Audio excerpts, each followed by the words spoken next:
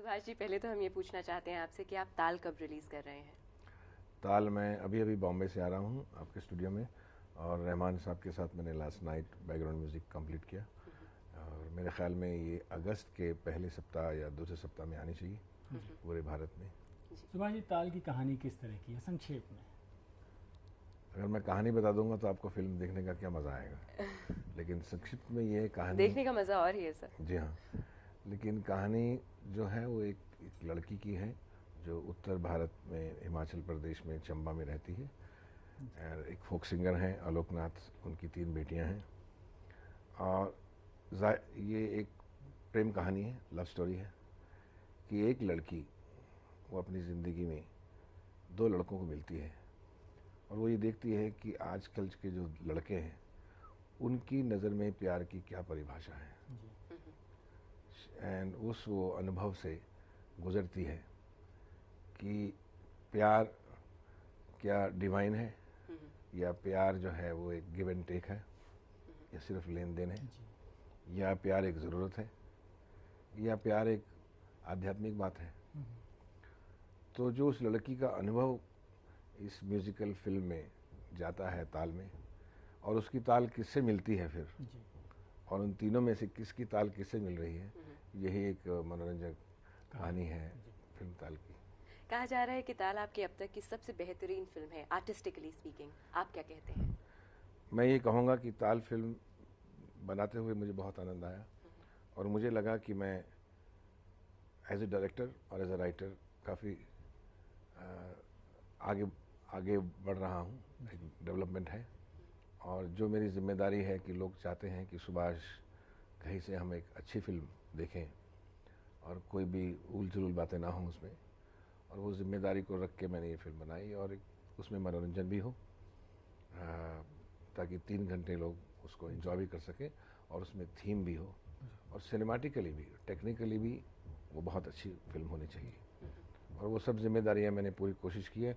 और मैंने ये कहूँगा कि फिल्म कर्ज या हीरो के बाद जितना एंजॉय मैंने इस फिल्म को बनाने में किया, मैंने ऐसा कभी नहीं हुआ मेरे साथ। सुभाष जी, आप अपनी तमाम फिल्मों की स्क्रिप्ट और स्क्रीन प्ले खुद ही क्यों लिखते हैं? क्योंकि फिल्म जो है वो एक आदमी का दृष्टिकोण होता है। वो एक दिमाग, एक राइटर या एक डायरेक्टर किसी भी ह्यूमन एक्सपीरियंस को लेकर फिल्म बनाता है, या किसी इशू को लेकर या किसी थीम को लेकर बनाता है। तो अगर मैं बात कर रहा हूँ और मेरे साथ मेरे भाई या मेरी बहन भी साथ बात करने लगे, और दोनों एक ही टॉपिक पे बात हो, और आपकी नज़र कभी इधर कभी इधर कभी इधर, तो आप उसको समझ नहीं पाएंगे। इसी तरह से जो संवाद है, जो स्टेटमेंट है फिल्म की, वो एक ही आदमी दे सकता है, उसी का बिलीफ है कि वो क्या कहना चाहता है। तो ये बहुत ही अच्छा होता है कि जब डायरेक्टर राइटर भी होता है और डायरेक्टर भी होता है, तो वो अपना जो एक्सप्रेशन है वो डेफिनेट और मुकम्मल दे सकता है, नहीं तो हमेशा अधूरा और कंफ्यूज लगता है। और ये प्रिविलेज मुझे मिला कि मैं राइटर भी हूँ और डायरेक्टर भी हूँ। एक और चीज़ है कि हिंदी सिनेमा में ये कहते हैं कि हिंदी सिनेमा हीरोइंस को ऑथर बैक रोल नहीं देता, लेकिन ताल में ऐसा नहीं है, ताल में आपने दिया है, तो क्या इससे कोई परंपरा टूटी है? नहीं, ऐसी बात नहीं। हमारे हिंदी सिनेमा में भारतीय नारी के ऊपर और लड़कियों के ऊपर भी फिल्में बहुत बनी हैं। पर आजकल की बात करें जो कमर्शियल सिनेमा है, क्यों, आप देखिए परदेश फिल्म जो थी वो एक लड़की की कहानी थी, गंगा की कहानी थी, और अगर कुछ कुछ होता भी देखिए अगर मेन स्ट्रीम सिनेमा में, तो वो भी एक लड़की की कहानी थी जी। ध्यान से देखा जाए तो ऐसा कुछ नहीं है कि लड़का है, आदमी है या स्त्री है, उसके ऊपर कहानी नहीं बनती है। हम ज़्यादा ये देखते हैं कि किसके दृष्टिकोण से ये कहानी अच्छी लगेगी, ये अनुभव जो है ये आदमी के पॉइंट ऑफ व्यू से है या एक औरत के पॉइंट ऑफ व्यू से है। तो ये कहानी ताल जो है, क्योंकि एक औरत के दर्द की, उसके अनुभव की, उसकी परीक्षा की, उसके जो चैलेंजेस आज मिल रहे हैं 21st सेंचुरी में उस लड़की को, ताल की कहानी में जो ये लड़की है वो 20वीं सदी की है, जो कि वो 21वीं सदी में गुजर रही है। वो देखती है MTV के लोग हैं, वो देखती है ये मॉडर्न लोग हैं, इनकी थिंकिंग अलग है, ये इनका प्यार की परिभाषा अलग है। तो जिस तरह से जो उसकी स्ट्रगल है वो, और आज की लड़की की स्ट्रगल हमारे लड़कों से ज़्यादा है, इसलिए ताल की कहानी हमें लड़की की लिखनी पड़ी, लड़के की नहीं। तो उसकी ज़िंदगी में तरह तरह के मुकाम आते हैं, सिचुएशंस चेंज होती हैं, एम्बियंस चेंज होते हैं, वो बॉम्बे आती है, वो विदेश जाती है, वो तरह तरह के लोग, और किस तरह से वो हर सिचुएशन को चैलेंज समझ के उसको पार करती रहती है। तो जाहिर है कि वो कहानी लड़की के दृष्टिकोण से होनी चाहिए। बिल्कुल, उसमें ही दर्द है और उसी में ही मनोरंजन है। ऐश्वर्या राय को अभी तक सिनेमा एक डॉल, एक गुड़िया के रूप में इस्तेमाल करता रहा है, ऐसा क्यों? आपको क्यों लगता है ऐसा हुआ है? क्योंकि देखिए, ऐश्वर्या राय के साथ, बेचारी के साथ ऐसा कुछ गड़बड़ हुआ जो किसी एक्ट्रेस के साथ नहीं हुआ। जब भी हम किसी भी न्यू कमर नई लड़की को लेते हैं, तो जैसे हमने माधुरी को इंट्रोड्यूस किया या मीनाक्षी को या महिमा को, तो लोग जब नई लड़की की पिक्चर देखने जाते हैं तो उन्हें मालूम नहीं होता कि ये लड़की कैसी है, उन्होंने उसको देखा नहीं होता बात करते हुए, और वो लगता है कि ये बेचारे बड़े ही साधारण घर से होगी और अब ये एक्ट्रेस बन के ये रोल कर रही है, तो उससे थोड़ी उसकी सिंपैथी होती है, क्योंकि शी इज कमिंग फ्रॉम जमीन, वो नीचे अर्थ से आ रही होती है, लोगों में ही सही। हाँ, तो जो कैरेक्टर करती है उसको वो लोग एक्सेप्ट कर लेते हैं। ऐश्वर्या राय के साथ दुर्भाग्यवश, ये भाग्य कह लीजिए या दुर्भाग्य कह लीजिए, ये हुआ कि वो जब आई तो मिस वर्ल्ड बन के स्क्रीन में आई जी। तो लोगों ने पहले ऐश्वर्या राय को मिस वर्ल्ड के नाम से जाना। अगर आप ध्यान से देखिए ऐश्वर्या राय की कहानी में कि वो मिस वर्ल्ड भी बनी तो कैसे बनी, क्योंकि वो तो एक सिंपल फैमिली की लड़की है जिसमें जो खूबसूरत थी, जिसका दिल खूबसूरत था, जिसकी आंखें खूबसूरत थी, उसको भेजा गया एक कंपटीशन में पूरी दुनिया में विश्व सुंदरी के, और वहाँ उसकी ब्यूटी को देख के, उसकी सिंपलिसिटी को देख के उन्होंने उसको मिस वर्ल्ड बनाया। अब हुआ क्या कि मिस वर्ल्ड के बाद जितने कॉस्मेटिक, साबुन, तेल बेचने वाले लोग थे वो उसके ऊपर चढ़ गए कि भैया आप हमारी एड में काम करो, और उसको प्लास्टिक बना दिया फेस को, कुछ करौन पहना दिया, कुछ ड्रेसेस पहना दिए, कुछ बाल ठीक कर दिए। वो कुछ घबरा गई, एक साधारण सी लड़की थी, उसको टेलीविजन पे दिखा दिया लोगों ने, ये मिस वर्ल्ड है। अब वो प्लास्टिक मॉडल बन गई लोगों की नज़र में, जो सिंपल लड़की मिस वर्ल्ड बनती। तो हमारे कुछ प्रोड्यूसर डायरेक्टर थे, जब उन्होंने उसको एक्ट्रेस लिया तो उसको प्लास्टिक समझ के लिया, तो उसको फिल्मों में रोल ऐसा दिया कि जो प्लास्टिक लगे, ताकि मिस वर्ल्ड की इमेज में रहे, जो कि गलत बात थी। तो आप उन्हें एज एन एक्ट्रेस तो इसीलिए ताल में हमने जब उन्हें लिया तो हमने सबसे पहले ऐश्वर्या राय से एक बात कही कि देखिए, याद रखिए कि फिल्म में एक आर्टिस्ट होती है लड़की, एक एक्ट्रेस होती है, उसमें मॉडल नहीं होती है। तो सबसे पहले मुझे आपकी जो ये इमेज है एज ए मॉडल और मिस वर्ल्ड, ये तोड़नी है। सो मुझे उसका बिल्कुल, I have to destroy your image as a Miss World. इसीलिए अगर आप फिल्म में थोड़े प्रोमोज में भी देखेंगे, जो उसकी बिगिनिंग है फिल्म की और जो फर्स्ट हाफ में है, वो एक इतनी साधारण लड़की है जो मेकअप भी नहीं करती। मेकअप क्या होता है वो भी उसे मालूम नहीं। तो उसकी पूरी ब्यूटी, जो नेचुरल ब्यूटी है, उसको हमने उभारा, और फिर आस्ता आस्ता आस्ता उस दुनिया में आती है एंटरटेनमेंट वर्ल्ड के, और कैसे वो एक फिर से एक मिस वर्ल्ड के लेवल पर पहुंच जाती है।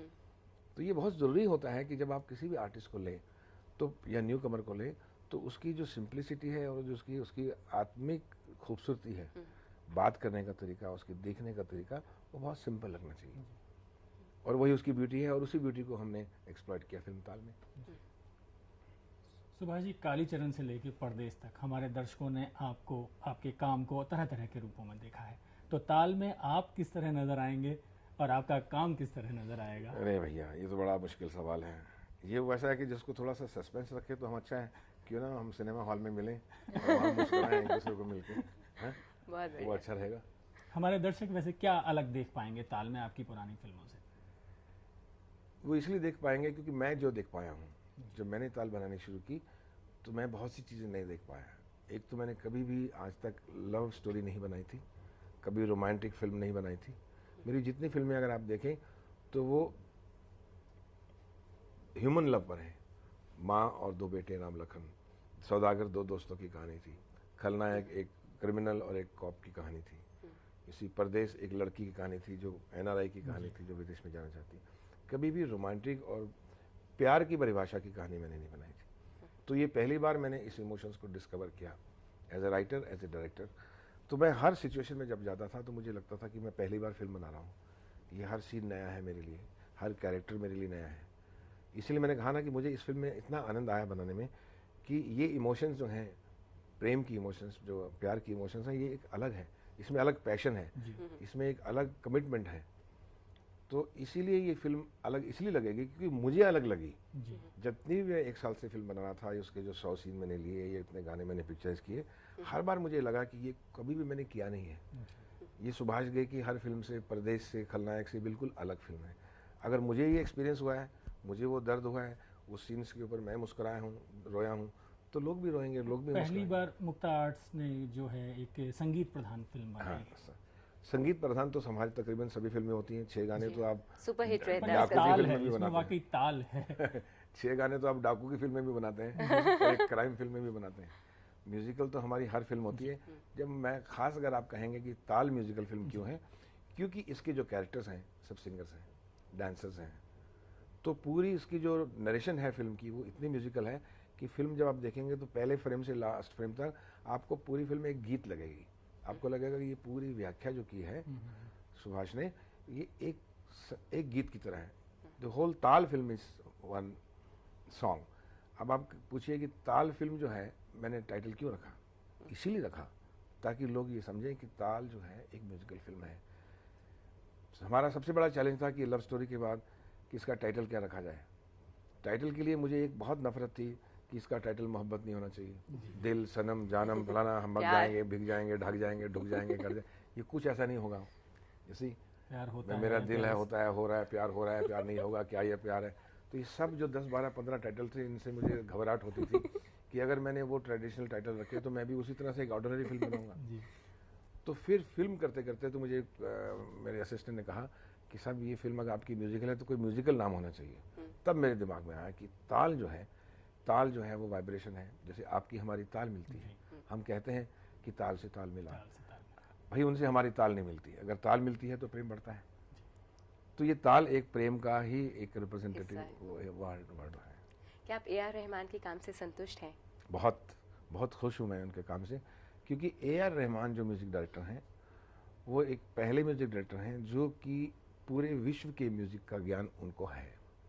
ए आर रहमान को कहेंगे आप चाइनीज़ म्यूजिक देने के लिए तो वो भी दे सकते हैं, अगर आप हिमाचल का कहेंगे फोक सॉन्ग तो वो भी दे सकते हैं, क्योंकि उनके पास कर्नाटका क्लासिकल, हिंदुस्तानी क्लासिकल और वेस्टर्न क्लासिकल तीनों की नॉलेज है। सेकंड थिंग कि he is a combination of art and science, कि वो कंप्यूटर में बैठ के भी पूरा म्यूज़िक जो है वर्ल्ड का सुन सकते हैं और उसकी कम्बिनेशंस इतने खूबसूरती से बनाते हैं।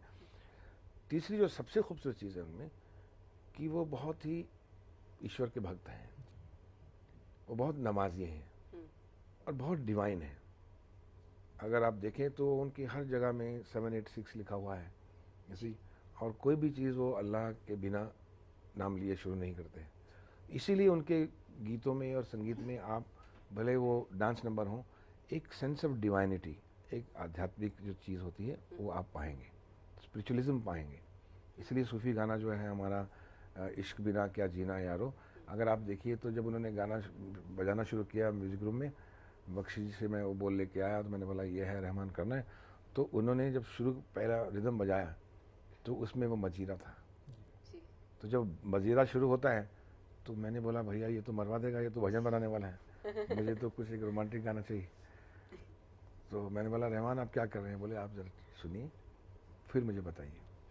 तो फिर उन्होंने जब वो किया और वो धुन शुरू की, तारारी रा रा रा ओ, सो एक खिंचाव आया मुझे। फिर मैंने सब्र किया, फिर उन्होंने आगे बढ़े, फिर सब्र किया। तो उस तरह से वो इश्क बिना क्या जीना यारो, इश्क बिना क्या मरना, अगर आप देखिए तो उसमें डिवाइनिटी कितनी है। वो गाना पहली बार आपको भले स्लो लगेगा, दूसरी बार भी लगेगा, तीसरी बार आपको वो गाना खींचना शुरू होगा।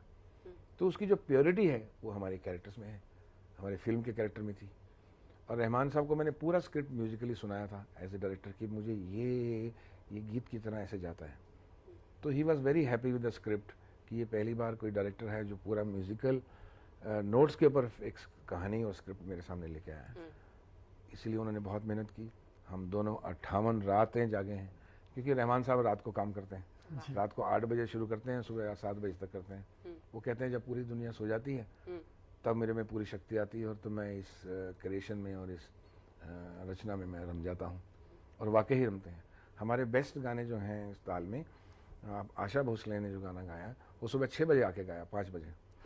हाँ, तो जितने भी गाने हमारे हो गए या सिंगर्स ने 4 बजे गाया या सुबह 6 बजे गाए, जबकि लोग उठ रहे होते हैं इसी और सो रहे होते हैं। लेकिन उसकी जो सेंस ऑफ डिवाइनिटी है और ऑनेस्टी है वो रहमान में एक शक्ति है। सिर्फ उसका प्रॉब्लम थोड़ा हिंदी का था, पर हिंदी के लिए हम थे और आनंद बख्शी थे। तो आनंद बख्शी के बोलों ने भी उसको बहुत मदद की जो आज इतना बड़ा हिट हुआ ताल का म्यूज़िक, उसमें शब्दों का और पोइट्री का बहुत बड़ा हाथ है। तो ये कॉम्बिनेशन बहुत अच्छा हमारा बन गया और मुझे खुशी है कि आज पूरे देशों में या विदेशों में, भारत में ये म्यूज़िक हर जगह आस्ता आस्ता आस्ता सबको कर्णप्रिय लग रहा है।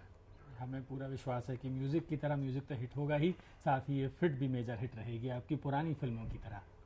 बस होनी चाहिए जी। हमारा काम सिर्फ यह है कि हम, हमारी ड्यूटी कि हम अच्छी फिल्म बनाएं। बाकी चलना ना चलना ऊपर वाले के हाथ में है और हमारी ऑडियंस के हाथ में है कि टोटलिटी में उनको कैसे अच्छी लगती है। पर इतना मैं ज़रूर कहूँगा कि ये फिल्म अच्छी तो है, अब कितनी चलेगी वो आप देख लीजिए। ताल के बारे में इतने विस्तार से बातचीत करने के लिए आपका बहुत बहुत शुक्रिया सुभाष जी। Thank you.